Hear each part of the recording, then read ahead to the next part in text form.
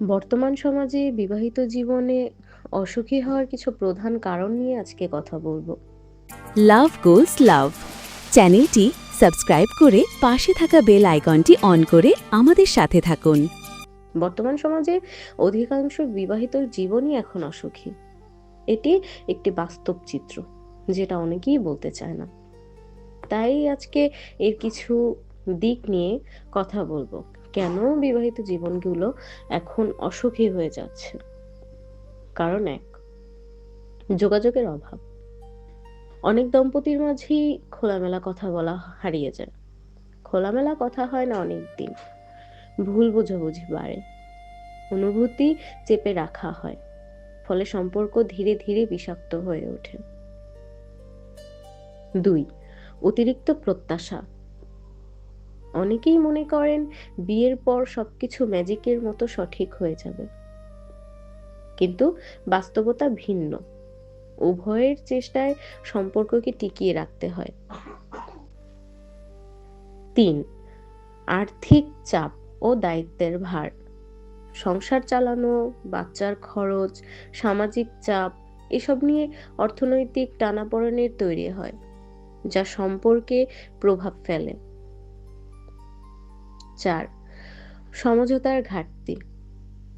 দুজন মানুষ কখনো একরকম হয় না, কিন্তু আজকাল অনেকেই নিজেরা প্রাধান্য বেশি দেয়, আর এক চুলও ছাড় দিতে রাজি না।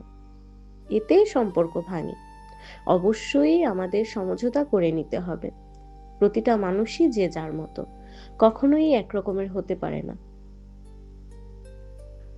পাঁচ, পারিবারিক হস্তক্ষেপ। বিশেষ করে আমাদের সমাজে শ্বশুরবাড়ি বা পিত্রালয়ের হস্তক্ষেপ অনেক সময় দম্পতির স্বাধীন সিদ্ধান্ত নিতে বাধা দেয়। ছয়, সময়ের অভাব। কাজ, মোবাইল, সোশ্যাল মিডিয়া, সবকিছুর মাঝে অনেকেই সঙ্গীর জন্য সময় দেয় না। এতে ভালোবাসার জায়গা ফাঁকা হয়ে যায়। সাত, আত্মসম্মান হানি ও মানসিক নির্যাতন। অহংকার, খুঁটিনাটি অপমান, বারবার মানসিক আঘাত, এসব সম্পর্ককে নীরবে হত্যা করে। একটা মানুষকে আপনার সরাসরি বলার দরকার হয় না, তুমি আমার জীবন থেকে চলে যাও। এখানে শুধুমাত্র ছোটখাটো কিছু অপমান, বারবার মানসিকভাবে আঘাত করা, অহংকার দেখিয়ে কথা বলা, অপর পাশের মানুষটাকে বিভিন্নভাবে ছোট করা, এগুলোর মাধ্যমেই একটা সম্পর্ককে শেষ করা খুবই সহজ। আট, বিশ্বাসের সংকট। সন্দেহ, অতীত টান, প্রাইভেসি লঙ্ঘন, এসব সম্পর্কের ভিতর নড়বড়ে করে দেয়। অতিরিক্ত কোনো কিছুই ভালো না। অতিরিক্ত সন্দেহ, অতীত নিয়ে বারবার টানা। প্রতিটা মানুষের অতীত থাকতে পারে অবশ্যই, কিন্তু সেই অতীতকে বারবার টেনে কথা বলা, একটা মানুষের প্রাইভেসি থাকে, সেই প্রাইভেসির মধ্যে হস্তক্ষেপ করা, এগুলো কখনোই একটা সম্পর্ককে ভালো থাকতে দেয় না। নয়, ভালোবাসার অভাব।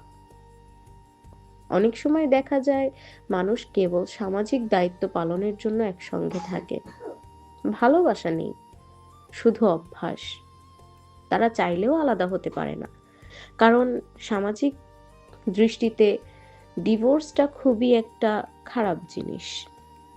তাতে মানুষ মানুষ অপর পাশের মানুষটার সাথে বা সঙ্গীদের মাঝে ভালোবাসা থাকলো কি থাকলো না, সেগুলো কখনোই দেখে না। তাদের একসঙ্গে থাকতেই হবে। 10, নিজেকে হারিয়ে ফেলা।